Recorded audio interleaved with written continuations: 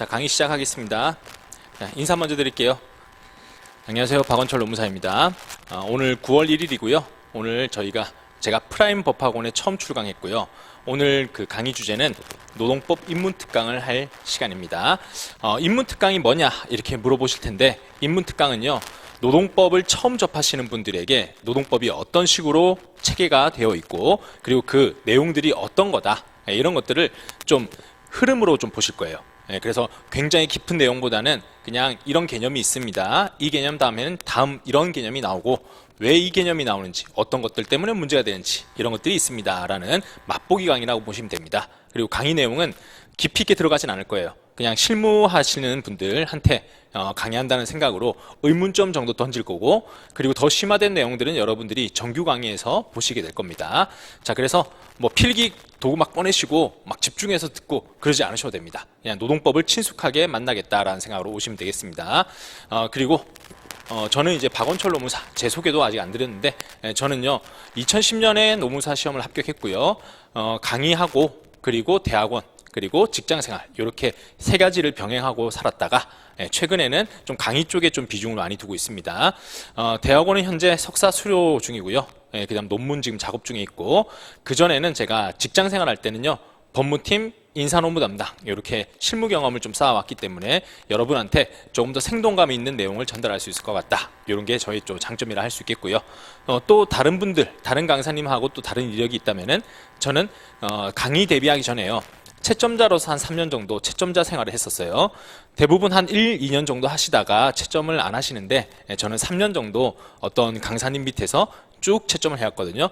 그러다 보니까 수강생들이 어떤 것들을 어려워하고, 어떻게 써야 답안지가 점수가 잘 나온다, 이런 것들을 알게 돼서, 그런 점에서는 또 제가 채점할 때, 그리고 여러분들 모의고사 칠 때, 이럴 때는 좀 더 세밀하게 좀 정보를 드릴 수 있지 않을까, 이런 것들도 저희 강점이라 할 수 있겠습니다. 자, 그러면 입문 내용 한번 보도록 하겠습니다. 크게 4가지 장으로 구성되어 있습니다. 첫 번째는 근로기준법으로 구성을 했고, 두 번째는 노조법이라 그러죠. 노동조합 및 노동관계조정법. 그리고 3장에는 이 두 법령에 해당되지 않으나 시험에는 충분히 나올 수 있는 주제들, 그것들을 다 묶어서 기타 법령으로 묶어놨고요. 그리고 4장에는요, 자, 그러면 이렇게 시험에 나오는 법들을 이제 봤으니 앞으로 어떻게 공부할 건가, 그게 궁금하시겠죠. 요거를 제 4장에 넣었어요. 그래서 2020년 올해 시험이죠. 얼마 전에 치러졌던 노동법 시험의 특징을 보면서 다음 내년도 시험을 어떻게 준비하겠다, 요거를 제가 좀 보여드리려고 합니다. 이게 총 4가지 장으로 구성되어 있고, 시간은 제 생각에는 4시간 안에 끝날 수 있다라고 말씀드릴 수 있겠는데, 그렇다 하더라도 여러분들이 4시간 너무 길다 생각하실 수 있지만, 이거 내용 어렵지 않습니다. 그냥 여러분들이 좀 마음 긴장 풀고 쭉 들어보시면은, 요거가 나중에 GS 연기, GS 1기 나오는 개념 계속 반복되거든요. 그러니까 나중 시간을 훨씬 더 줄일 수 있다는 생각으로 조금만 더 투자해 주시면 좋겠습니다. 자, 그럼 1장부터 시작해 볼게요. 자, 근로기준법이 1장으로 나와 있고요. 자, 제일 처음에 우리가 보실 내용은 근로기준법의 출발점입니다. 근로기준법이라고 하는 것은 어떤 근거에서 나오게 됐는가, 요걸 말씀드릴 건데요. 자, 헌법 제32조에 이런 내용이 있습니다. 모든 국민은 근로의 권리를 가진다. 국가는 사회경제적 방법으로 근로자의 고용 증진과 적정 임금 보장에 노력해야 된다. 자, 이 부분이 중요합니다. 법률이 정하는 바에 의해서 최저임금제를 시행해야 된다. 이게 무슨 얘기죠? 국민에 있는 근로조건을 법률에서 명시하겠다, 이렇게 되어 있는 거죠. 그리고 사방도 보니까 근로조건의 기준은 인간의 존엄성을 보장하도록 법률로서 정한다 라고 되어 있습니다. 그래서 헌법에 근거를 두고 있고, 이 법률이 헌법에서 말하는 최저 인간의 존엄성을 보장할 수 있는 제도, 그 조건이 어디에 명시되어 있느냐, 그게 바로 근로기준법이다, 이렇게 얘기를 합니다. 그래서 이 객관식 문제 풀 때는 최고 기준이냐, X죠. 최저로서 이 정도는 해줘야 인간의 존엄성이 실현된다라고 해서, 그래서 우리가 근로기준법을 강인기준이다, 이렇게 얘기합니다. 이것보다 더 낮아지면 인간답게 살 수 없다, 이렇게 보는 거죠. 자, 여기에 근거를 두고 있고, 그러다 보니까 이제 근로기준법에서는 이 정도 해줘야 된다라는 것들이 쭉 명시되어 있겠죠. 이 정도 쭉 명시되어 있는데, 그게 여러분들 직장 생활하는 첫 시작부터라고 좀 보시면 좋겠어요. 무슨 얘기냐? 자, 여러분들이 직장에 처음 취업을 했다. 그러면은 궁금한 게 뭐가 있을까요?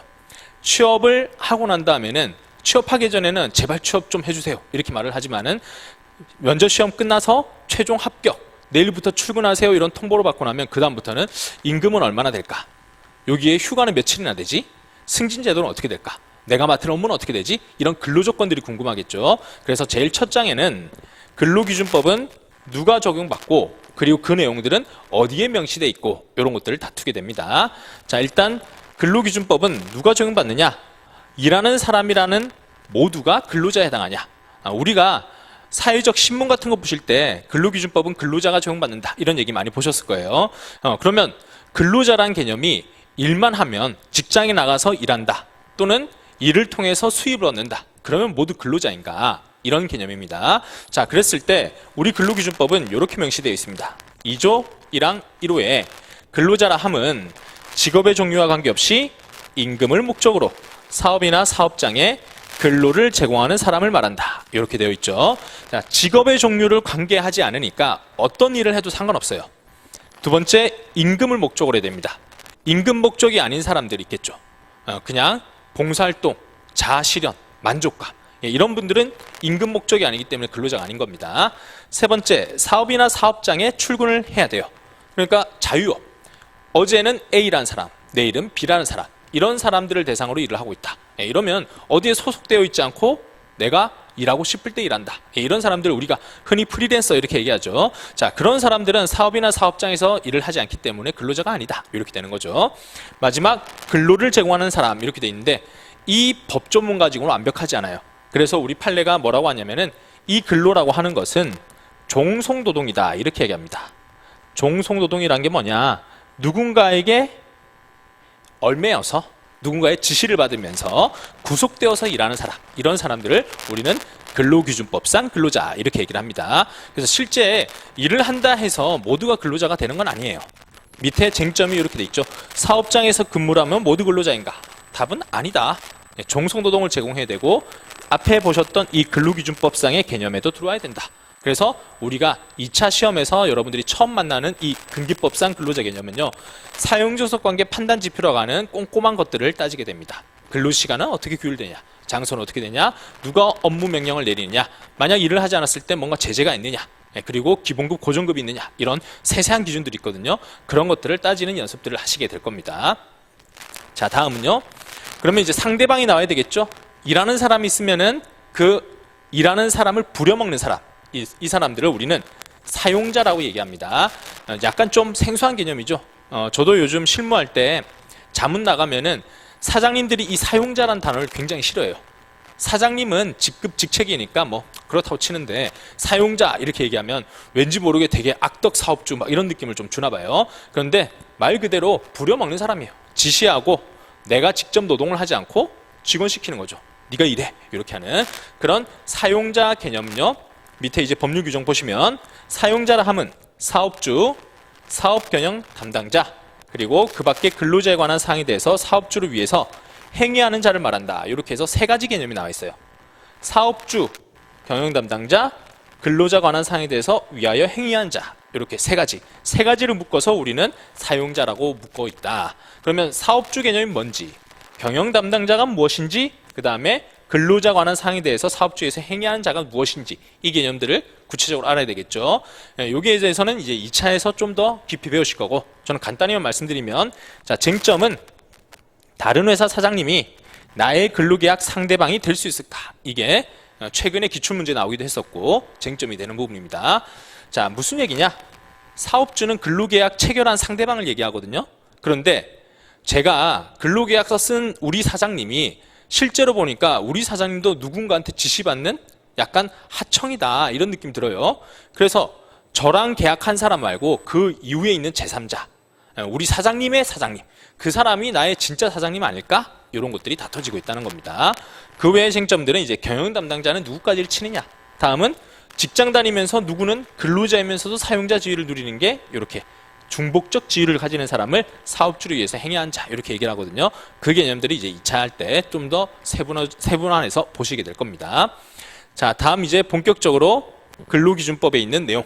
이제 누가 근로자고 누가 사용자인지 알게 됐죠? 그러면 첫 출근했습니다. 그러면 아까 말씀드렸던 거, 내 근로조건이 뭘로 정해질까 궁금하겠죠? 자, 근로조건을 정하는 것은 크게 세 가지가 있어요. 근로계약서가 있고 그 다음에 회사 내 법 규정이라 얘기할 수 있는 취업 규칙이 있고요. 그리고 마지막, 이런 거 없어도 인간의 존엄성을 실현할 수 있도록 최저로 깔아놓은 게 있죠. 그게 바로 근로기준법. 이렇게 세 가지로 인해 가지고 나의 근로조건이 정해지게 됩니다. 그러면 제일 첫 번째가 근로계약입니다. 그럼 근로계약은 도대체 어떤 거냐? 흔히들 우리가 근로계약서라고 돼 있는 종이, 여기에 있어야 이 근로계약서가 있는 거고, 이게 없으면 근로계약서 아니야, 이렇게 생각하시는 분들이 있는데요. 자, 법조문이 과연 그렇게 돼 있는지를 한번 보시죠. 근로기준법 제2조 1항 4호를 보면, 근로계약이란 근로자가 사용자에게 근로를 제공하고요, 사용자는 이에 대해서 임금을 지급하는 것을 목적으로 체결된 계약을 말한다 라고 돼 있죠. 자, 어디에도 종이로 해야 된다는 말은 없어요. 이게 무슨 말이죠? 종이로 꼭 근로계약서라고 이름을 써서 붙여서 서명 날인 이렇게 해야만 근로계약이 성립하는 게 아니고, 목적 자체가 저는 일을 할게요, 사장님은 저한테 월급 주세요, 이렇게 해서 그 의사가 합치했으면 근로계약이다, 이렇게 보는 거예요. 근로계약서를 작성하지 않으면은 이건 근로기준법 위반으로 처벌 문제는 생기지만, 그렇다고 해서 체결되어 있는 근로계약이 무효가 되는 건 아니다. 계약서 없어도 근로계약은 성립했다, 이렇게 얘기를 합니다. 그게 이 법조문에 나와 있죠. 꼭 종이가 없어도 된다, 이렇게 얘기하고 있죠. 자, 그럼 쟁점 무엇이냐? 쟁점은요, 일하고 돈 받는 거, 이거는 근로계약 말고도 유사한 계약들이 있어요. 자, 여러분들이 요즘 아르바이트 많이 하시잖아요. 아르바이트 하시다가 그 사장님으로부터 월급을 못 받았어요. 그래서 저를 고용했습니다. 저를 위임계약 쓰고 노무사한테 이 사건을 대신 수행해 주십사라고 해서 위임계약 체결하고, 저는 알바비의 몇 % 받기로 하고 제가 그 일을 맡았어요.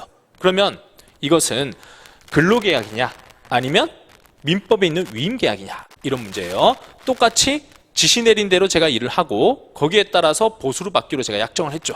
그러면 외형적으로 봤을 때는 일하고 돈 받는다는 관계에서는 위임이나 근로계약이나 거의 똑같은 것 같은데, 이런 생각 드시죠? 이런 것들을 우리가 구분을 해야 된다는 거죠. 근데 근로계약은 아까도 말씀드렸듯이 종속노동을 얘기합니다. 사용자가 지시하고 근로자는 시키는 대로 일하는 것. 위임은요, 당사자 일방이 상대방에 대해서 사무 처리를 위탁하고, 자, 위탁한다는 거는 이 사람이 나보다 더 전문가이기 때문에 이 사람에게 모든 것을 맡긴다, 이렇게 되는 겁니다. 자, 그러면 상대방이 이를 승낙해서 효력이 생긴다. 알바비 받지 못한 알바생이 저에게 임금 체불에 대한 노동부 진정 사건을 모두 맡아주십시오 하면, 저는 전문가로서 이 일을 어떻게 처리해야 될지, 노동청을 갈지 아니면 검찰을 찾아갈지 아니면 민사소송을 제기할지, 이런 것들 제가 싸울 방법을 정하고 거기에 따라 가지고 제가 사건 해결하고 난 다음에 보수받는 거죠. 이게 바로 위임이고, 근로계약은 그렇지 않다, 이렇게 보이시죠? 자, 이런 것들이 법조문만 보면 잘 보이잖아요. 근데 실제 어떻게 운영되는지를 사례들을 들어보시면은 이게 다르구나, 이런 것들을 알 수 있게 되겠죠. 자, 이렇게 근로계약의 차이를 한번 보셨고, 다음은요, 주된 의무 외에도 다른 의무들도 인정되나요? 라고 돼 있죠. 자, 지금 근로기준법 제2조 1항 4호에 나와 있는 거 있죠. 요게 주된 의무라고 얘기합니다. 근로자의 주 의무는 무엇이냐? 일하는 거죠. 그러면 사용자는요, 사용자의 주 의무는 무엇이냐? 임금 주는 거죠. 자, 이게 주된 의무라고 그래요. 그런데 이거 말고 이 계약이 잘 이루어지려면 뭔가 부수적으로 당연히 따라붙는 게 있지 않겠느냐? 이걸 뭐라고 하냐면 부수적 의무, 이렇게 얘기합니다. 주된 의무, 부수적 의무. 그래서 부수적 의무 중에는 어떤 내용들이 있느냐? 근로자는요, 사용자를 위해서 일하는 거잖아요. 그러니까 사용자의 이익을 침해하면 안 돼요. 사용자의 내부 비리를 빼돌린다든지 아니면 사용자가 가지고 있는 영업 기밀 같은 것들을 팔아넘긴다든지 이러면 안 된다라고 하는 거고요. 그리고 사용자도요, 돈만 주면 끝이다, 이게 아닌 거예요. 돈을 주면서 일을 시킬 때는 안전한 환경 만들어줘야지. 그리고요, 일 시킬 때는 만약 여러분들이 귀중품들을 갖고 오셨다, 근데 일하는데 방해된다, 그러면은 사용자한테 맡기겠죠? 그럼 사장님은 이것을 창고를 제대로 만들어가지고 이것들이 도난당하지 않도록 그렇게 관리해줄 책임이 있다, 이렇게 얘기를 합니다. 자, 이런 것들을 이제 부수적 의무가 있다, 이렇게 얘기를 합니다. 그래서 2차 공부하실 때는 주된 의무는 뭐고 부수적 의무는 뭐고, 이런 것들을 보시게 될 거고, 거기에 또 근로계약 종료된 후에도 계속적으로 뭔가 의무들을 져야 되는 것들이 있는가, 이런 것들을 배우시게 될 겁니다.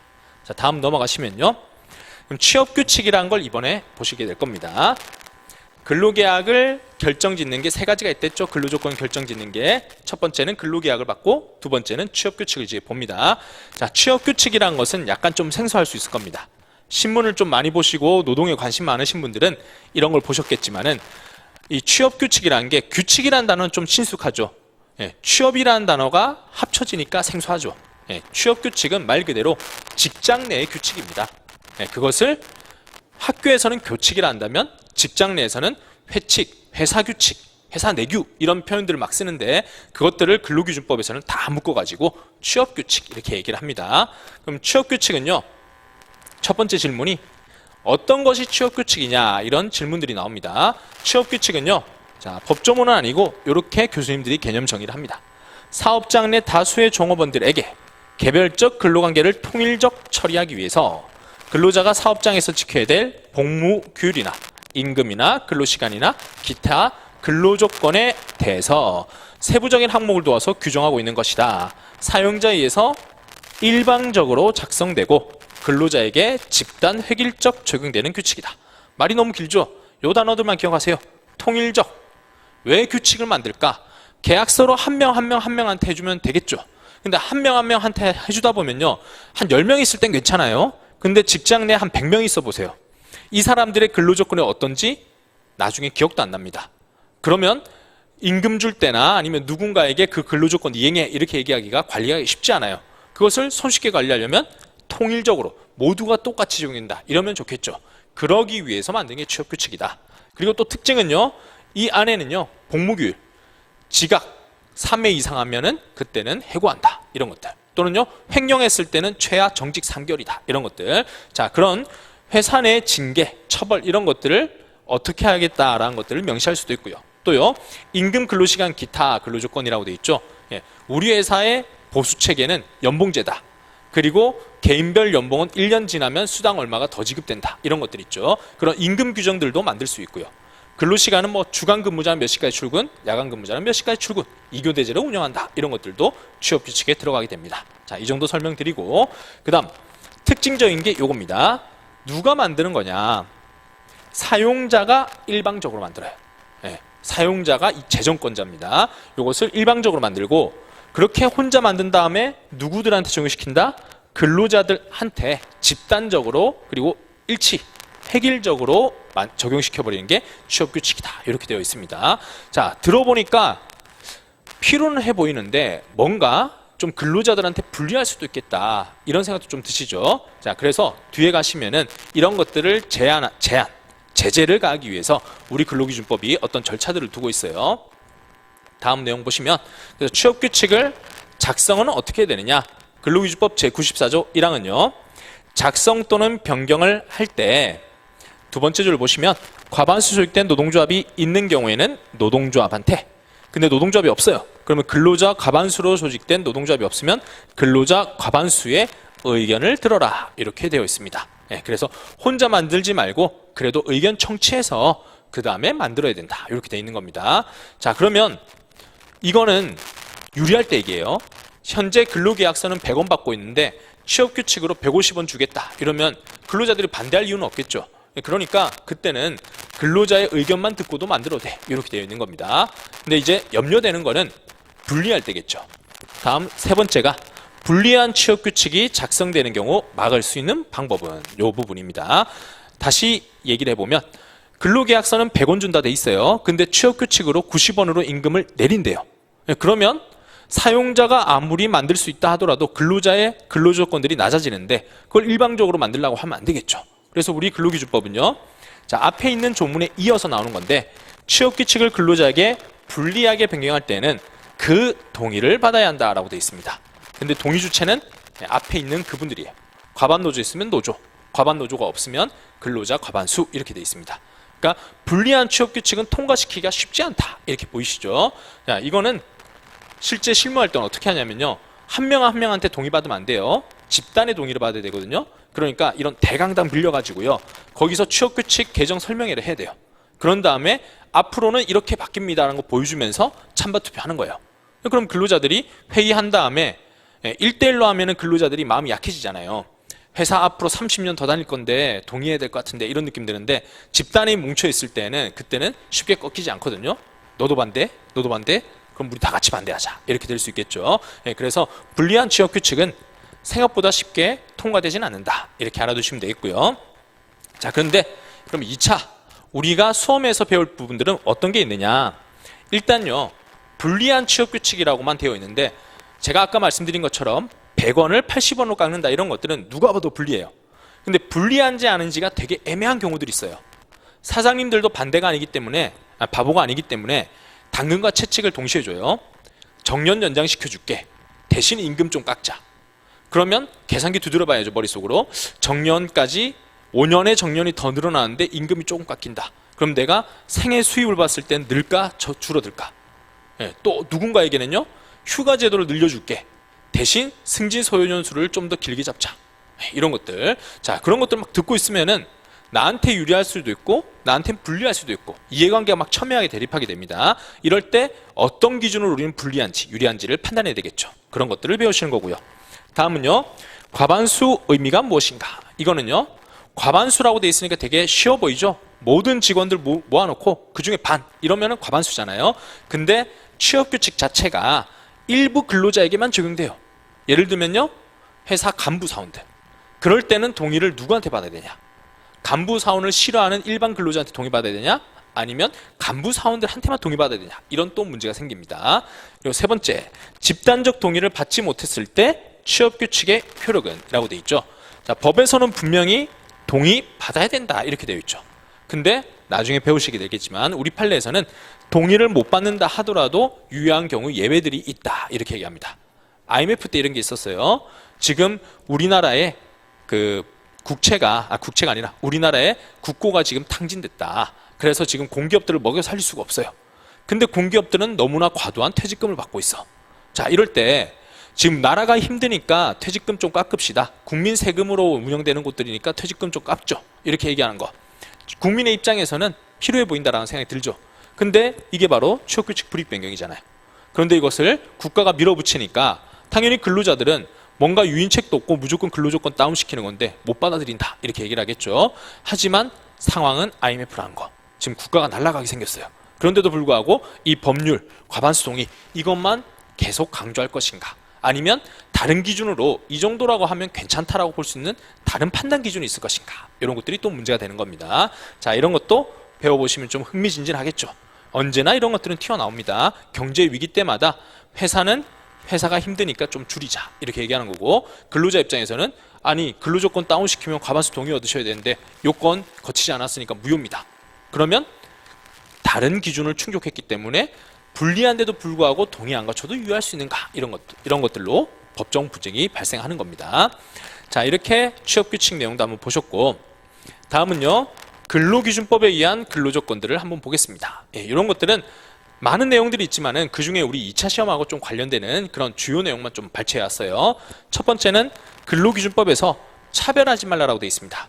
근로기준법 제6조를 보면 이렇게 되어 있습니다. 사용자는 근로자에 대해서 남녀의 성을 이유로 차별 대우하지 못하고 국적, 신앙, 사회적 신분을 이유로 근로조건에 대한 차별 처우하지 못한다.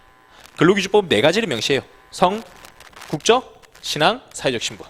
자, 이렇게 해서 차별하지 마라고 되어 있는데 여기서 이제 쟁점은 최근 쟁점들이 이 사회적 신분에 있습니다. 사회적 신분이 도대체 뭘 얘기하는 거냐라고 했을 때 정규직과 승진 못하는 무기계약직이 여기에 해당되는 거 아닌가, 이런 쟁점들이 있는 겁니다. 다음은 중간 착취 금지 보시겠습니다. 자, 중간 착취 금지는 최근에 신문 기사가 나온 적도 있었어요. 어떤 자동차 회사에 목사님이 돈 받아가지고 취업시켜줄게 한 다음에 진짜 취업은 못 시켜주고, 근데 그 돈이 몇백억에 달하는 돈을 받았다, 이런 기사가 나온 적도 있었습니다. 자, 이렇게 취업을 시켜줄 때 중간에서 법에 근거를 두지 않고요, 중간에서 돈 받아가면서 그렇게 누군가를 취업시켜주거나 아니면 노동관계의 미끼를 가지고 이익을 취하지 말라, 이렇게 되어 있는 제도입니다. 법조문도 바로 그렇게 되어 있습니다. 자, 누구든지 법률에 따르지 아니하고는 영리로 다른 사람의 취업에 개입하거나 중간인으로서 이익을 취득하지 못한다 라고 되어 있죠. 자, 2차 공부는 어떤 것들을 보시는 거냐? 영리의 의미가 뭐냐? 다른 사람 취업 개입의 의미가 뭐냐? 그리고 중간인의 의미가 뭐냐? 이익 취득이 뭐냐? 이런 것들을 심도 있게 보시게 될 겁니다. 자, 그래서 조금 더 사례를 하나 더 들어보면, 자, 우리 상급자인 관리자가 저한테 승진하고 싶지 않느냐 얘기를 하면서 갑자기 뭔가 뒷돈을 요구해요. 선물을 요구해요. 그래서 제가 돈을 드렸어요. 그러면 이 법조문 위반인가? 이런 것들이 이제 문제가 되는 겁니다. 자, 취업 게임 말고도 직장 생활 내에서도 충분히 발현될 수 있는 그런 얘기들이다. 이런 것들을 보시게 될 거고요. 자, 다음 내용 가면 위약 예정 금지. 이것도 단어가 어렵죠? 근데 내용 보시면 별거 없어요. 근로계약 불이행에 대한 위약금, 손해배상액 예정을 계약을 체결하지 못한다. 이렇게 되어 있죠. 무슨 얘기냐? 쟁점에 바로 나와 있습니다. 10년간 근무하겠다라고 하면서 근로계약서를 썼어요. 너무 뛰어난 인재였던 거예요. 그래서 회사가 놓치고 싶지 않아가지고 우리 회사에서 10년 동안 근무해라 이러면서 파격적인 근로조건을 제안했습니다. 자, 그랬는데 이 근로자가 한 2년 다녀보니까 10년간 근무했다가 내 경력이 사장될 것 같아. 미래가 보이지 않아. 그래서 그냥 뛰쳐나갔어요. 그랬을 때 500만 원을 사용자한테 지급하겠다. 근로자가 돌려주겠다는 얘기입니다. 자, 이렇게 약속을 했다, 계약서를 썼다라고 한다면 이 효력이 있을까요? 이런 것들이 현재도 발생합니다. 자, 그랬을 때 보시면 근로계약 10년간 일하겠다는 계약을 불이행했죠. 거기에 따라서 위약금으로 500만 원 주겠다 약속했죠. 이것은 근로기준법 제20조 위반이니까 무효입니다. 이렇게 얘기할 수 있는 겁니다. 자, 이런 게 첫 번째에 대한 답변이 되고, 두 번째, 임금을 반환하겠다고 약속했다. 그러면 위약금이나 손해배상액이 아니라 마지막 달 받았던 임금 반환해라. 이런 것들 가능하겠느냐? 이런 것들을 2차 때 배우게 되는 겁니다. 자, 답은 궁금하실 것 같은데 답만 말씀드리면 이 제도의 취지는요, 강제근로 금지에 있어요. 자유로운 이직에 있단 말이죠. 그런데 임금도 마찬가지란 거예요. 임금을 반환해야 된다. 근데 여러분들 임금 받으면은 돈 다 쓰고 없잖아요. 임금 중에 뭐 얼마 남아요? 남는 건 별로 없단 말이죠. 그러니까 지금 당장 임금을 마지막 달 거 반환해라 라고 하면은 근로자 입장에서는 이번 달 벌써 돈 다 써버렸는데 그러면 이직하지 말고 2차 이렇게 될 가능성이 높겠죠. 그래서 법조문은 위약금과 손해배상액 예정만 되어 있지만 실제로는 임금 반환하는 것도 안 된다라고 이제 해석을 합니다. 그러면 이와 또 유사한 얘기들이 계속 나오겠죠. 사장님들은 이 뛰어난 인재를 묶어두기 위해서 계속 아이템을 개발하는 거예요. 이렇게 해볼까 저렇게 해볼까. 근데 또 근로자는요, 거기에 맞춰가지고 혜택 다 누려놓고 또 분명히 도망가는 사람들이 있어요. 그럼 있으면은 법적 분쟁이 발생하고 법조문은 이거밖에 없지만 해석상 어디까지 확대할 수 있느냐 이런 것들이 계속 벌어지게 되는 겁니다. 자, 그건 2차 때 또 공부하도록 하겠습니다. 자, 이렇게 근로기준법으로 인해서 근로조건이 정해졌습니다. 자, 그러면 다음 단계는요, 이제 제 근로조건은 어떻게 굴러가고 있다는 걸 제가 알게 됐습니다. 그러면 이제 일할 때 세 번째, 로마자 세 번째, 근로할 때 여러분들이 가장 관심을 가지는 부분은 뭐냐? 돈이죠, 돈. 우리는 임금을 목적으로 일을 하는 거잖아요. 그러니까 이 임금 제도가 근로기준법은 어떻게 구성되어 있는지를 이제 보는 겁니다. 자, 첫 번째, 회사로부터 받는 돈은 모두 임금인가요? 자, 이거는요, 회사로부터 결혼했더니만 축의금이 나와요. 또요, 제가 병원에 누웠더니만, 병원에 아파서 누웠더니만 사장님 오셔가지고 박대리 금방 일어나게 라고 하면서 갑자기 저한테 돈을 주고 갑니다. 치료비에 쓰라고. 자, 이런 회사로부터 어쨌든 돈을 받는 것들이 막 소소하게 있어요. 이 돈들이 다 임금이냐 이렇게 물어보는 겁니다. 자, 여기서 법률 규정은 근로기준법 제2조 1항 5호에서는 임금이란 사용자가 줘야 되고요, 근로에 대한 대가여야 되고요, 근로자에게 임금 봉급 그 밖에 어떠한 명칭으로든지 지급하는 모든 금품이다 라고 되어 있습니다. 자, 그러면 하나씩 끊으면 되는 거예요. 누가 줬냐? 사장님이 줬다. 두 번째, 근로에 대한 대가인가? 근로에 대한 대가, 방금 말씀드릴 때 결혼이 근로는 아니잖아요. 그 다음 또 병원에 알아서 누웠던 것이 근로는 아니잖아요. 그러니까 이런 성격의 것들은 근로의 대가가 아니니까 임금이 아니다, 이렇게 쉽게 풀리는 겁니다. 근데 이제 쟁점들은 애매한 것들이 있겠죠. 밥값을 줘요, 교통비를 보조해줘요, 또는요 명절에 고향 잘 갔더라고 상여금을 줘요. 야, 이런 것들은 임금인가 아닌가, 이런 애매한 것들이 막 생기는 겁니다. 자, 그것은 이제 2차 때 또 우리 판례가 제시하는 그런 기준들이 있습니다. 그런 것들을 가지고 여러분들이 공부를 하실 거고요. 또 이렇게 많이들 물어보시는, 실무상 많이 물어보시는 것들이 이런 겁니다. 출장비를 지원해 줬는데 이게 임금인가? 출장을 많이 다니시는 분들은 이 돈 모아보면 쏠쏠하거든요. 그러면 나의 임금 자체가 은행권에 뭐 대출 받을 때나 아니면 퇴직금 계산할 때나 보면 1,000만 원이 될 수도 있고 500만 원 떨어질 수도 있다는 말이죠. 자, 그러니까 많이들 물어봐요. 그럴 때도 2차 때 배우실 겁니다. 임금에 대한 판단 기준은 법조문뿐만 아니라 급여에 대한 성격이나 지급 기준이라든지 이런 것들을 다 따지게 됩니다. 자, 그래서 모든 돈은 임금 아니다. 이 정도만 정리하시고요. 다음은요. 임금을 계산하는 방법으로 우리 근로기준법은 두 가지 개념을 만들고 있습니다. 하나는 평균임금이란 제도, 하나는 통상임금이란 제도, 이렇게 두 가지가 있어요. 이거는 임금이다 아니다에 대한 문제가 아니고 임금을 계산할 때 이런 방식으로 계산한다라는 산식이에요. 평균임금은 퇴직금 가치, 여러분들의 평소 생활을 반영해야 될 필요가 있을 때를 평균임금으로 계산해라, 이렇게 법조문에 되어 있습니다. 그래서 물음이 퇴직금은 임금을 평균적 계산한다는데 그게 뭔가요? 이렇게 되어 있는 겁니다. 그러면 우리 근로기준법은 평균임금 개념에 대해 산정해야 될 사유가 발생한 날 이전 3개월 동안 지급된 임금 총액을 기간의 총일수로 나눈 금액이다, 이렇게 정의하고 있어요. 말이 어렵죠? 그냥 3개월의 기간, 3개월의 기간분에 3개월 동안 받았던 3개월간의 총임금을 나누면 되는 거예요. 자, 그러면 적어도 한 달 평균 얼마 받았습니다, 이렇게 얘기할 수 있겠죠. 그럼 그 돈 가지고 퇴직금을 챙겨주면 적어도 이 사람의 평균적으로 받았던 수입만큼을 퇴직금으로 줄 수 있겠구나, 이렇게 정의할 수가 있겠죠. 자, 그러면 2차 때 쟁점이 되는 부분은 뭐냐면요, 이 3개월 기간이 애매모호할 때들이 있어요. 어떤 게 있느냐, 육아휴직 갔다 왔어요. 그래서 육아휴직 기간 동안 회사로부터 받은 돈이 없습니다. 근데 육아휴직 끝나고 난 다음에 다시 나의 길을 찾아가지고 회사에 사직서를 냈어요. 그랬을 때 저의 평균임금은 어떻게 계산해야 됩니까? 이렇게 되는 거예요. 받은 돈이 없기 때문에 퇴직금을 영원으로 줘야 되는 거냐? 그럼 말이 안 되겠죠. 그럴 때마다 이제 특별한 사유가 있을 때마다 산정하는 산식들이 나옵니다. 그런 게 이제 근로기준법 시행령, 그리고 판례가 제시하는 방법, 이런 것들을 보시게 되는 겁니다. 자, 다음은 이제 통상임금.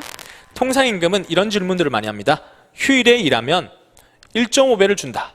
이런 얘기는 여러분도 상식적으로 많이 들어보셨죠.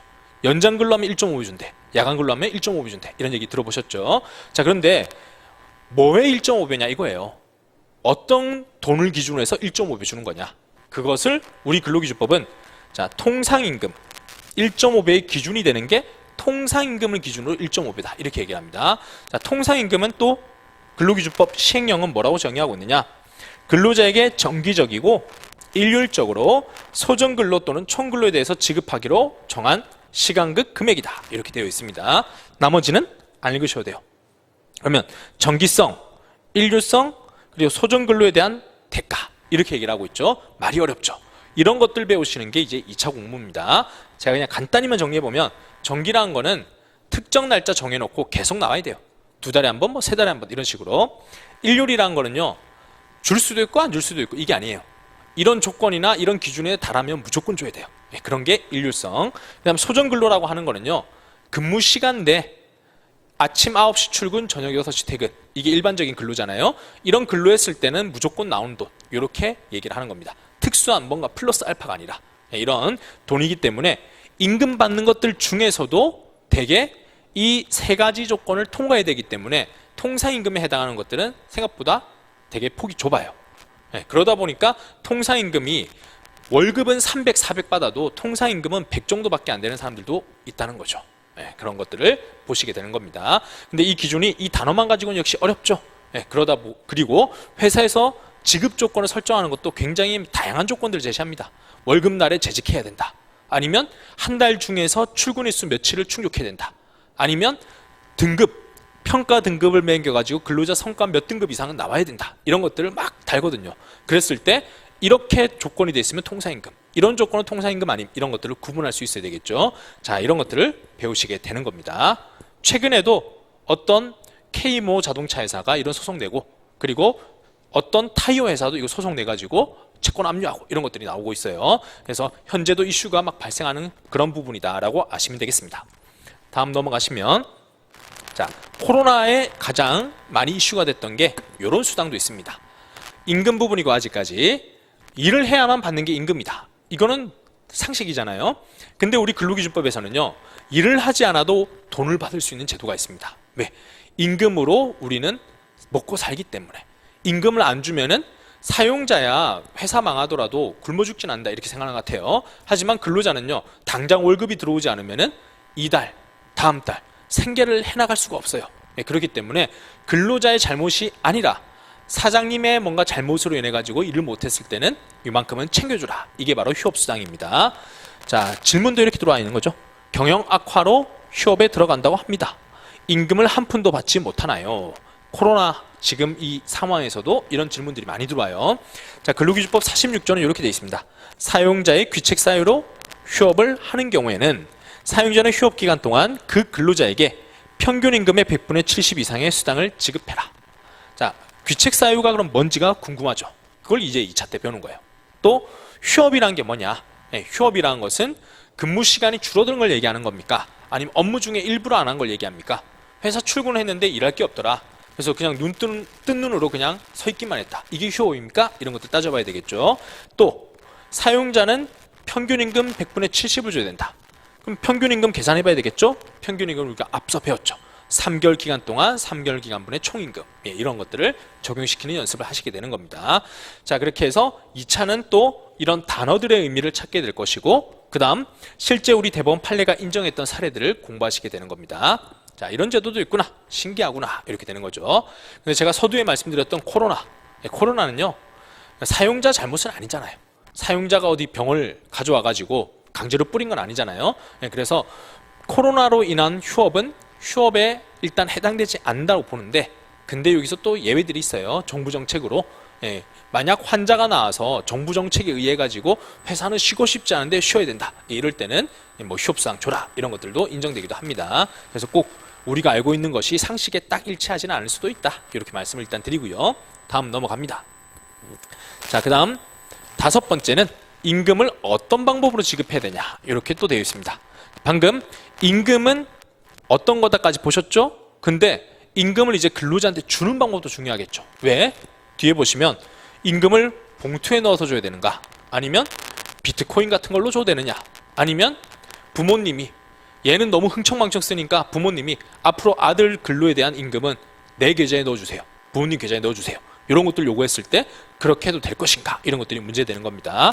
자, 우리 근로기준법 43조는 임금은 통화로 줘라, 그리고 직접 근로자에게 줘라, 그리고 전액을 줘라, 그리고 제가 가져오진 않았는데 정기불 원칙이라 해서 일정한 날짜를 정해서 줘라, 이렇게 4가지 원칙을 가지고 있습니다. 통화니까 돈으로 줘야 되고, 다음 직접 근로자한테 줘야 되니까 부모님한테 준다, 아니면 동생한테 준다, 이런 것들 안 되는 거예요. 또 전액을 줘야 되니까 임금 중에 일부를 빼고 준다, 이런 것들도 안 되는 겁니다. 그래서 문제점, 쟁점이라는 것들은 이런 것들이에요. 자, 자신의 채권자에게, 근로자 빚을 많이 진 거예요. 그래서 자신의 채권자한테 나 다음 달 월급 들어온 거 네가 받아라, 이렇게 얘기를 해줬어요. 그래서 채권양도, 민법상 채권양도를 한 겁니다. 그랬을 때 채권자, 그래, 근로자한테 이제 그 임금을 받기로 약속받은 그 채권자가 회사 사장님한테 와서 이렇게 얘기하는 거죠. 저 근로자가 나한테 임금 받으라고 했고, 그래서 저한테 도장도 찍어줬고, 제가 이 각서도 갖고 있습니다, 합의서를 갖고 있어요. 그럼 저한테 입금해 주면 됩니다. 이렇게 해도 사장님은 누구한테 입금해 줘야 되냐, 이런 것들이 문제가 되는 거예요. 간단히 답만 말씀드리면 직접 줘야 되기 때문에 둘 간의 합의를 아무리 했다 하더라도 근로자한테 입금해 줘야 된다, 이게 결론이 되는 겁니다. 자, 이렇게 해서 임금 챕터가 이제 끝났습니다. 그러면요, 자, 일하면서 두 번째로 여러분들이 또 궁금해 하시는 게 뭘까? 또 근로자들이 중요하게 여기는 건 뭘까? 보시면 로마자 4번. 자, 근로시간, 휴게, 휴일, 휴가. 자, 이런 것들이 또 중요하겠죠. 몇 시부터 몇 시까지 출근하는 거냐? 또 우리 회사는 담배 피우러 나가는 시간, 커피 마시러 잠시 나가는 시간, 이 시간을 근로로 인정해 줄까? 아니면 근로에서 빼버릴까? 또 휴게, 점심시간은 휴게 시간일까? 아닐까? 일요일은 쉬는 날일까? 아닐까? 다음 휴가, 남들 여름 휴가 간다는데 우리 회사는 휴가 어떻게 써야 될까? 이런 것들도 또 굉장히 궁금하겠죠. 첫 번째, 손님이 없어서 쉬고 있는 시간은 근로시간일까요? 이런 것들도 상당히 많이 질문합니다. 법률 규정 제50조 3항을 보면, 자, 근로시간을 산정할 때는요, 작업을 위해서 근로자가 사용자의 지휘감독 아래 있는 대기시간은 근로시간이다, 이렇게 되어 있습니다. 무슨 얘기냐? 일하는 시간은 누가 봐도 업무 시간이니까 근로시간이에요. 그런데 사장님이 뭔가 업무에 차질이 있었다, 또는 식당 같은 경우에는 손님이 없다, 근로시간이라고 돼 있는 시간이지만 손님이 없다 보니까 그냥 놀았어요.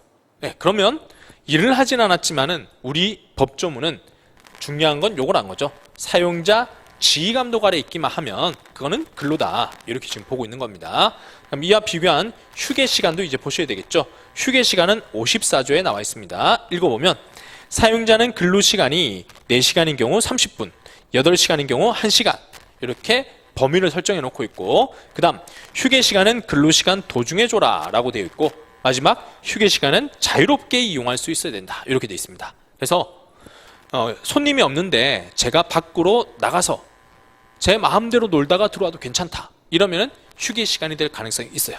근데 그렇지 않고요, 손님이 언제 올지 모르니까 지금 현재 휴대폰 보고 약간 좀 구석에 웅크려 가지고 잠은 자고 있지만은 손님이 들어오면 바로 일을 해야 된다.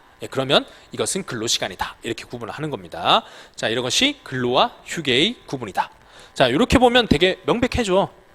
어렵지 않아요. 근데 실제 실무에서는 어떤 게 어렵냐면요, 근로시간과 휴게시간이 애매한 경우들이 있다는 거죠.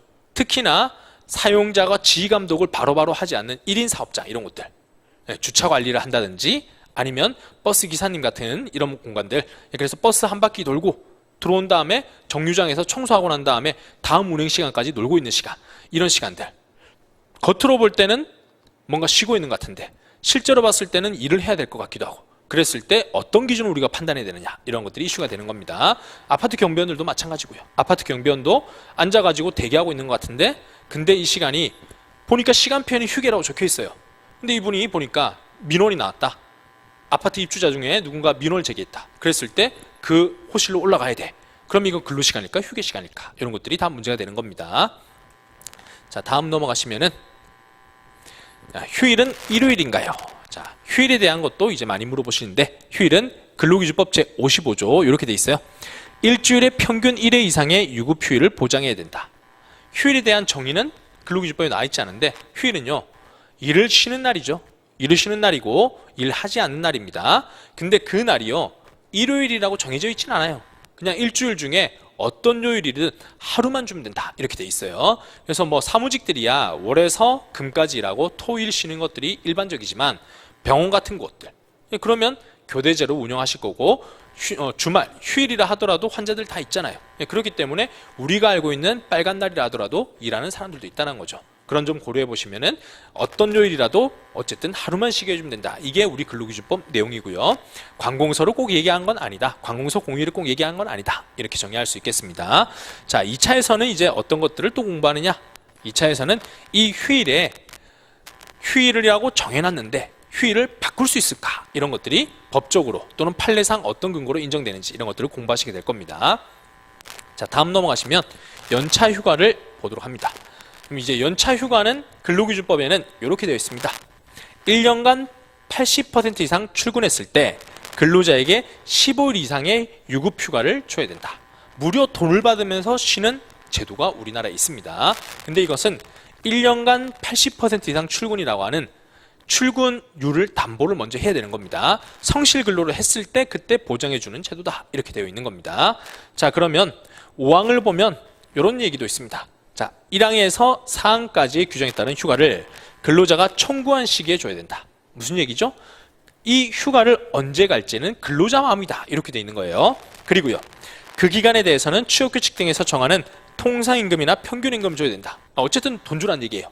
그리고요, 다만 근로자가 청구한 시기에 휴가를 주는 것이 사업 운영에 막대한 지장이 있다. 그럴 경우에는 시기를 변경할 수 있다 라고 되어 있죠.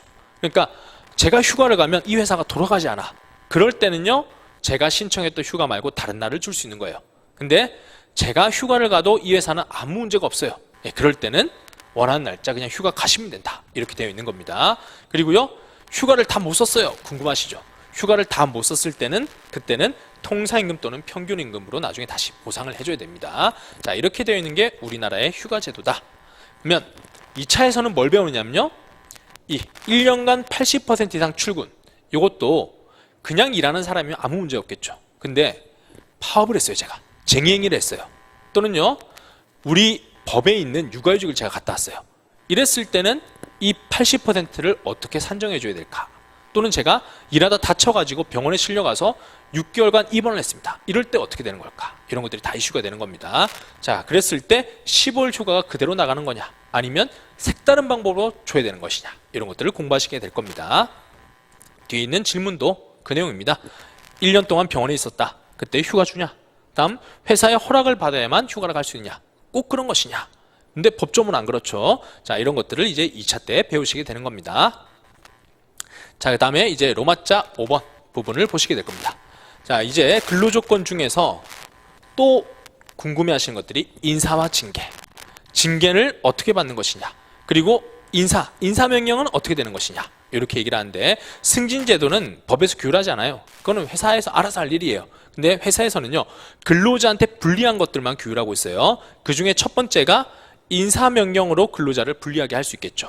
그래서 전직명령, 이런 것들이 있는 겁니다. 자, 전직명령은 이 단어가 좀 생소한데 업무 내용에 대한 변경이다, 이렇게 보시면 되겠고, 근무 장소나 업무 내용의 변경을 사용자가 일방적으로 지시하는 거, 이게 전직이다, 이렇게 얘기를 합니다. 자, 그랬을 때 우리 법 규정 그리고 그 의미에 대해서는요, 자, 전직은 근로자의 근무 내용, 근무 장소를 동일한 기업 내 상당 기간에 장기간에 걸쳐 가지고 변경하는 인사 조치다라고 돼 있죠. 그래서 출장 갔다 오는 거 얘기하는 거 아니에요. 여러분들이 서울 광화문 출근하고 있었는데 갑자기 다음날 보니까 강원도로 근무지 바뀌었으니까 절로 앞으로 출근해라, 이런 것들. 또는요, 제가 담당하고 있던 업무가 노무사 업무였는데 갑자기 다음날 됐더니만 이제 청소부서로 발령되면서 앞으로는 청소 일을 하시면 됩니다. 이런 것들이 전직 명령에 해당된다, 이렇게 보시면 되겠어요. 자, 들어보니까 어때요? 굉장히 충격적이고 굉장히 억울하겠죠. 거기에 대해서 우리 근로기준법은 23조 1항에서 이렇게 되어 있습니다. 자, 정당한 이유 없이 해고, 휴직, 전직, 감봉, 그 밖에 징벌을 하지 못한다. 자, 여러 가지 종류 다 묶어놨죠. 그래서 이게 인사명령 징계할 때 다 이 조문 쓰입니다. 어쨌거나 우리가 봤던 이 전직이라는 것이 이 안에 들어와 있죠. 정당한 이유로 갖추면 할 수 있지만 정당한 이유가 없으면 할 수 없다, 이렇게 되어 있는 겁니다. 자, 느낌 오시죠? 정당한 이유가 뭔지가 법조문에서 도저히 알 수가 없죠. 그러니까 우리가 판례로서 전직을 할 때는 이 정도 기준을 갖춰야 되고, 이럴 때는 부당한 겁니다 라고 판단하는 사례들을 공부하게 되는 겁니다. 2차 때 보시게 될 거고, 자, 쟁점, 물음도 이런 것들입니다. 전직 명령이 내려지면 근로자는 어떤 경우라도 따라야 되는가?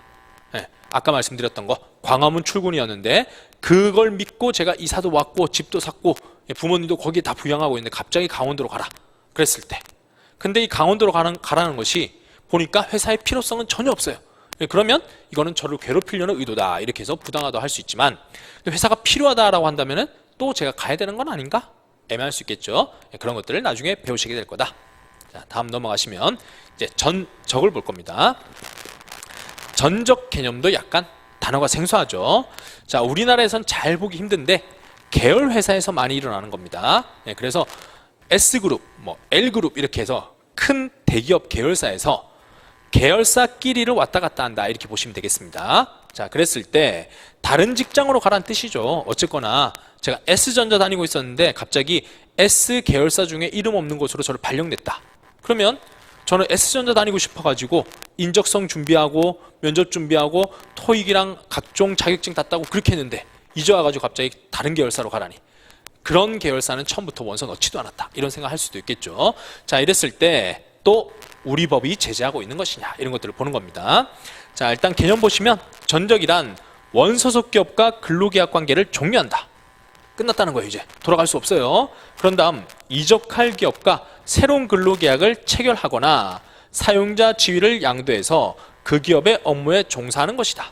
말이 어려운데 그냥 여러분들의 호적은 앞으로 다른 기업으로 넘어가는 겁니다. 그리고요, 근로계약 상대방을 변경해서 새로운 사용자의 업무에 종사하는 것이다. 다시 정리해보면 저는 앞으로 다른 회사로 넘어간 거고 그 회사의 직원으로서 다시 새 인생을 살게 되는 거다, 이거예요. 자, 제가 동의했으면 모르겠는데 일방적으로 저를 보내면 저는 억울하겠죠. 그래서 근로기준법은 23조 1항 이 법조문을 그대로 쓰고 있지만은 전직과 다른 억울함이 느껴지죠. 전직은 어쨌거나 같은 회사잖아요. 근데 전적은 다른 회사잖아요. 그러니까 법조문은 정당한 이유라고 하는 단어는 똑같이 쓰지만은 그 정당한 이유의 느낌은 뭔가 사뭇 다를 것이다. 그래서 요거 훨씬 더 엄격해요. 실제로 보면 이거는 개별 구체적 동의 있어야 된다 이렇게 얘기를 하거든요. 예, 이런 것들을 2차 때 배우시게 되는 겁니다. 자, 넘어가시고요. 이제 휴직을 보겠습니다. 자, 휴직은 또 어떤 게 있을까? 자, 이런 때 휴직을 많이 씁니다. 범죄 혐의로 조사를 받고 있다. 일에 집중이 되겠습니까? 그래서 근무에 집중하기 힘들고 그리고 증거 자료 모아야 되고 법정도 왔다 갔다 해야 되고 그러려면 효율적으로 제가 이 송사에 대응하기 위해서는 휴직을 하는 게 낫겠다. 또는요, 저희 자식이 갑자기 실종됐어요. 그러면 제가 일에 집중 못 하겠죠. 그럴 때 제가 휴직 그냥 신청하고 자식을 찾는데 온전히 시간을 좀 쓰고 싶다. 이럴 수 있겠죠. 자, 이런 휴직 제도가 있고요. 또 몸이 아파가지고 쉬고 싶다. 이럴 때도 있겠죠. 자, 이렇게 회사를 다니면서 제가 잠시 쉴 수 있는 제도, 이게 휴직 제도인데요. 자, 이런 것이 제가 원해서 하면 아무 문제가 없을 겁니다. 근데 원치 않았는데 회사가 갑자기 저한테 쉬라고 했다. 1년 정도 쉬었다 오세요. 이건 가능할 것인가? 그리고 가능하다 하더라도 어떤 근거와 어떤 정당성 평가를 받아야 될 것인가? 이런 것들을 보게 될 겁니다. 자, 의미도 한번 살펴보면 휴직은요, 직무에 종사하는 것이 불능이거나 적당하지 않을 때, 그런 사유가 있을 때 근로자의 지위는 그대로 두면서 일정 기간 직무에 종사하는 것을 금지시키는 것을 말하는 직권휴직이 있다. 그리고 근로자가 신청하는 의원휴직이 있다. 이렇게 돼 있죠. 의원휴직은 원해서 하는 것, 직권휴직은 사장님이 너 쉬어 이렇게 하는 제도. 자, 이것도 쟁점은요, 휴직 사유가 소멸되었는데도 불구하고 회사에서 복귀 신청을 받아주지 않아서, 그래서 제가 휴직을 계속 이어나가고 있어요. 이럴 때 법적 문제가 없는 것이냐, 이런 것들이 문제될 수 있습니다. 자, 휴직은 쓰는 것도 문제가 되지만은 복귀하는 것도 문제가 되는구나, 이 정도만 알아두시면 되겠습니다. 자, 다음 대기 발령을 보겠습니다. 자, 대기 발령은요, 직위 해제라고 얘기하기도 하고 대기 발령이라고 얘기도 합니다. 자, 앞에서 봤던 것들하고 뭐가 차이가 있냐면, 대기 발령은 이것은 회사는 출근할 수도 있어요. 다만 저의 업무가 없어지는 거예요. 예, 어떤 사례가 있냐? 제가 지금 징계를 앞두고 있습니다. 근데 회사에서 저의 징계를 하려면은 제가 했던 범죄 행위, 뭔가 회사의 규칙을 어겼던 것들을 조사해야 되겠죠. 근데 혐의는 있고 실제 증거들도 나오고 있어요. 그렇다고 해서 제가 아직 징계받기에는 좀 더 조사할 시간이 필요해요. 근데 저는 어떻게 해야 됩니까? 그럴 때 일을 하고 있으면은 안 되겠죠. 회사 입장에서 일 시키고 싶진 않겠죠. 그러니까 대기 발령을 내린 겁니다. 그러면 저는 조사가 끝날 때까지, 인사처분이 있을 때까지 불안한 마음을 안고 그냥 회사에 와가지고 할 일 없이 그냥 대기하고 있는 거죠. 이런 게 바로 대기 발령입니다. 자, 업무 부진으로도 많이 일어나기도 합니다. 그러면 대기 발령이란 건 뭐냐? 직위해제 대기 발령이란 근로자가 향후 계속 직무를 담당하게 될 경우 예상되는 업무상의 장애 등을 예방하기 위해서 일시적으로 직무에 종사하지 못하도록 하는 인사처분이다 라고 돼 있죠. 그래서 일시적이기 때문에 종국적인 게 아닙니다. 네, 그리고 쟁점은요, 이런 일시적인 대기 발령을 무기한으로 가정하는 경우들이 있어요. 이런 것들이 정당하겠는가, 이렇게 이제 살펴보는 겁니다. 2차 시험에서도 여러분들이 보는 거는 직위해제가 어떤 경우 정당할 수 있고 직위해제 후속 절차는 어떤 경우 정당할 수 있다, 이런 것들을 살펴보게 되는 겁니다. 자, 이런 게 인사명령이었다. 자, 인사명령 4가지는 전직, 전적, 휴직, 직위해제, 이 4가지를 봤고요. 인사명령하고 조금 다른 게 이제 징계입니다. 징계는요, 회사가 근로자를 벌하는 제도예요. 앞에 거는 벌하는 거하고는 좀 달랐죠. 요거는 아예 근로자를 회사 내 범죄자 이렇게 취급하는 제도입니다. 읽어보면 회사 사규를 어기고 있다, 업무 실수를 계속하고 있다, 회사에 손실을 주고 있다, 이럴 때 회사가 취할 수 있는 조치, 이렇게 얘기할 수 있겠고, 자, 의무와 법률 규정을 보면, 자, 기업은 인적 물적 조직의 결합체이기 때문에 사업 목적 달성하기 위해서는 일률적 적용되는 일정한 질서를 확립하고 유지할 필요가 있다. 예, 필요는 있다라고 보고 있고요. 자, 그래서 징계는 이런 질서 유지를 위해서, 질서의 유지, 확립을 위해서 질서 규범을 침해 내지 위반했을 때, 자, 이런 잘못한 사람한테 하는 거죠. 아무나한테 하는 게 아니고, 그럴 때 제재를 가하는 것으로서 불이익을 가하는 것이다. 이렇게 정리할 수 있겠고요. 이 징계에 대한 정당성도 우리가 계속 보셨던 이 23조 1항, 근로기준법 23조 1항에 정당한 이유로 갖춰야 된다, 이렇게 돼 있어요. 법조문 보면 볼수록 신기하죠.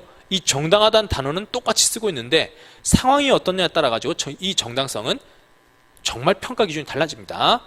징계할 때의 정당성 평가는 2차 때 배우시게 되겠지만 간단히 말씀드리면 크게 사유, 절차, 양정의 정당성을 갖춰야 된다. 이렇게 얘기를 해요. 징계는 아무나 가지고 하면 안 되고 어쨌든 직장 질서의 침해행위여야 된다. 절차는 회사 내에 뭔가 소명 기회를 줘라, 아니면 인사위원회 개최한다, 이런 절차가 있으면 그걸 거쳐줘야 된다. 양정은요, 조그만 실수했는데 엄청난 징계 내리면 안 된다. 이런 것들을 얘기하는 것이 징계의 정당성 평가 기준이 됩니다. 구체적인 사례들을 이제 2차 할 때 여러분들이 열심히 배우시게 될 거고, 방금 제가 정당성 평가 기준은 쭉 말씀드린 겁니다. 자, 다음 이제 해고 보겠습니다. 자, 해고는요, 방금 보셨던 징계 중에서도 제일 센 게 징계 해고예요. 그런데 그거 말고도요, 여러분들이 회사에서 쫓겨나는 경우들이 있어요. 어떤 경우가 있을 수 있을까? 첫 번째는 직장에서 침해로 인해 가지고 징계 해고라고 제가 말씀드렸고, 두 번째는요, 제가 도저히 일을 할 수 없는 상황일 때. 제가 근로계약이라는 건 제가 근로 제공하는 거고 사용자는 임금을 주는 거잖아요. 근데 제가 더 이상 이제 근로를 할 수 없는 상황이에요. 그러면 근로계약의 이행이 불가능하니까 근로계약 해지할 수밖에 없겠죠. 그게 바로 해고다, 이렇게 얘기합니다. 또는요, 회사가 너무 힘들어요.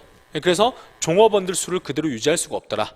그러면 구조조정을 해야 되겠죠. 이 구조조정을 법적으로 정당성 있게 할 수 있다는 제도가 정리해고제도, 경영상 이유에 의한 해고, 이렇게 세 가지를 우리 근로기준법은 규정하고 있다라고 보시면 되겠습니다.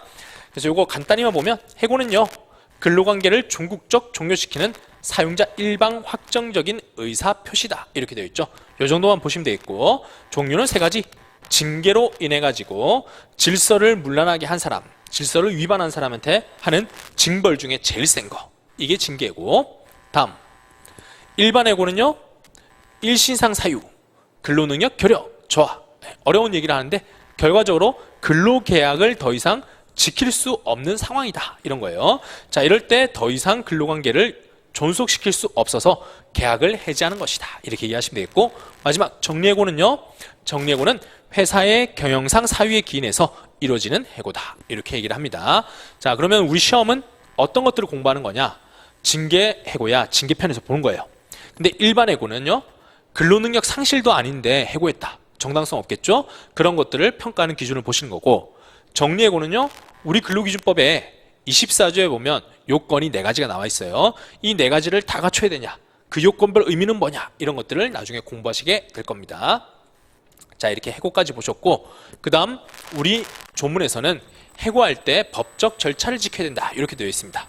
근로기준법 제26조 그리고 27조 이렇게 얘기하는데, 이거는 30일 전에, 해고하기 30일 전에 알려줘라, 이 제도가 해고제도. 그 다음 27조는 해고할 때는 사유와 시기를 서면으로, 종이로 당신 나가야 됩니다, 이걸 알려줘라, 이렇게 되어 있는 2가지 절차를 명시해 놓고 있습니다. 쟁점들은 이 서면 통지라고 되어 있는데, 서면에 뭐가 들어가야 되냐, 이런 것들이 물음표가 되겠죠. 법조문 보면 사유와 시기를 명시하면 된다, 이렇게 돼 있잖아요. 그럼 사유에 대해서는 그냥 내가 화가 나서, 시기는 몇 월 며칠 이렇게 쓰면 끝인가? 이런 것들이 문제가 되는 거예요. 판례에서는 이 서면 통지에는 이런 내용을 넣어줘야만 그때 정당성이 인정됩니다, 이렇게 얘기를 하거든요. 그런 것들을 2차 때 배우실 거고, 당연히 27조 취지와 그리고 근로자의 보호의 관점에서 이런 것들을 써줘야 된다, 이런 것들이 내용을 확인하게 되는 겁니다. 자, 이렇게 해고까지 보셨고, 이제 거의 다 왔습니다. 조금만 힘내시면. 자, 사업 변동된 경우 근로관계. 이거는요, 앞에 보셨던 것들은 근로자가 어떤 회사 취업해서 그 회사에서 임금은 얼마 받을 수 있지? 인사명령은 뭐지? 근로시간은 어떻게 되지? 이런 것들을 고민하는 거라면, 지금은요, 회사가 갑자기 회사의 지각 변동이 일어납니다. 우리 회사의 사업 부분 중에 일부가 다른 회사로 넘어간다, 또는요, 우리 회사가 다른 회사하고 합병한다. 자, 이런 경우에도 저의 근로조건은 굉장히 흔들릴 수 있겠죠. 잘못되면 제가 나갈 수도 있을 거고요, 합병했더니만 당신 같은 인재는 필요 없어, 이럴 수도 있을 거고요, 또는 합병한 다음에 저의 임금제도는, 저희 연봉은 어떻게 되는지 또 궁금할 수도 있겠죠. 자, 그래서 또 근로기준법은 사업 변동에 대해서도 이렇게 해줘야 된다라는 것들이 판례로 명시되어 있다는 겁니다. 자, 보시면 사업에 변동되는 경우에 어떤 것들이 있느냐, 사업 변동의 종류에 대한 것들을 보면 사업주가 변동될 수도 있겠고요, 다음 합병 분할 사업 양도라고 하는 것들이 있다, 이렇게 간단히 정리할 수 있겠습니다. 합병이라고 하면 회사 합치는 거, 분할이라면 회사 하나가 나눠지는 거, 사업 양도라는 거는 사업의 일부 사업 부분 하나만 떼서 넘겨주는 거, 이렇게 이해하시면 되겠고요. 자, 그랬을 때 근로관계는 어떻게 되느냐, 그냥 한 단어로 정리하면 포괄승계다 이렇게 얘기를 합니다. 포괄승계이기 때문에 걱정하지 마. 원래 있던 거 그대로 가져가면 돼. 이렇게 얘기를 하고 있거든요. 근데 요게 기본인데 노동법 이제 2차 시험 대비할 때는 포괄승계의 이제 구체적인 것들을 보시게 될 겁니다. 원래 있었던 조건을 진짜 그대로 가져가나요? 또는요, 영업양도 했을 때 저는 무조건 저도 빨려 들어가는 건가요? 아니면 저는 빠져나갈 수 있을까요? 이런 것들을 배우시는 거고, 그 다음 다른 회사로 제가 넘어갔다 그러면 당연히 다른 회사에서는 제 근로조건을 넘어갔던 회사에 맞춤을 하려고 하겠죠. 왜? 회사는 획일적인 조건을 맞추고 싶어 하니까.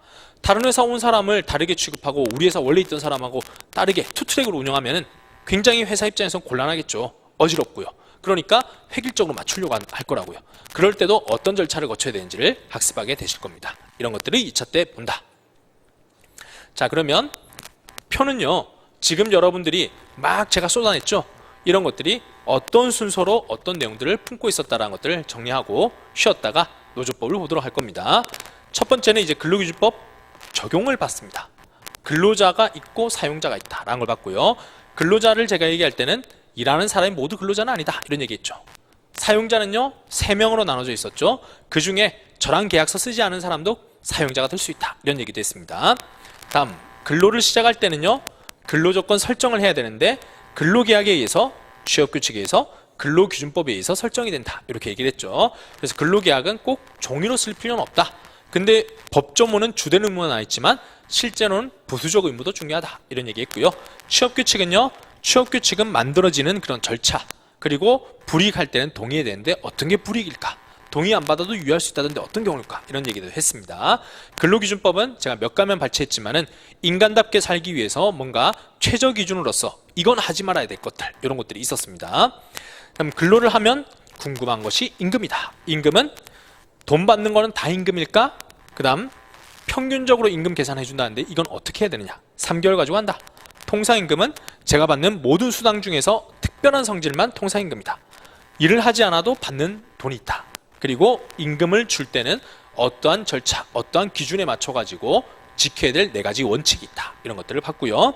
그다음 일을 할 때 또 중요한 거는 근로시간과 휴게, 휴일, 휴가 이런 것들도 인간다운 삶과 직결되겠죠. 그래서 근로시간과 대기시간에 대한 구분, 휴게 시간에 대한 구분을 말씀드렸습니다. 지휘감독 아래 있으면 근로시간, 지휘감독 아래 없고 자유롭게 이용할 수 있으면 휴게. 휴일은요, 휴일은 제가 하나만 얘기했죠. 꼭 일요일이 휴일은 아니다. 이렇게 했고요. 연차휴가는요, 1년을 80% 이상 출근해야 되는데 이 출근이 문제가 되고 휴가가 발생하고 나면 그 휴가 쓰는 것도 문제가 되겠죠. 이런 것들을 보시게 될 거다라고 말씀드렸습니다. 다음 근로할 때 또 인사, 징계 이런 것들이 중요한데 전직, 업무 내용 바꾸는 거, 근무 장소 바꾸는 거, 다음 계열사 호적을 파서 다른 곳 옮겨버리는 전적, 다음 휴직, 제가 쉬겠다 했는데 복귀하려고 하니까 안 받아줘요. 자, 제가 징계를 앞두고 있는데 업무를 부여하지 않고 잠정 대기 발령으로 뒀는데 무기한 둘 수 있을까요? 징계, 직장에서 침해했는데 제가 잘못 저지른 것에 비해서 너무나 큰 징계 수위를 정했습니다. 정당할까요? 해고, 제가 아파서 좀 쉬긴 했지만 일을 할 수 있는 상황입니다. 그런데도 불구하고 계약 해지를 통보합니다. 정당할까요?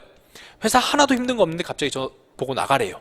정당할까요? 이런 것들이 있고요. 그다음에 해고 법정 절차로서는 해고예고제도, 해고 서면 통지가 있다. 이렇게 말씀을 드렸습니다. 자, 6번 챕터, 7번 챕터는 제가 말씀드리지 않았고 요거는 좀 더 긴 이야기가 기다리고 있기 때문에 2차 때 GS 연기 때부터 강의하도록 할 겁니다.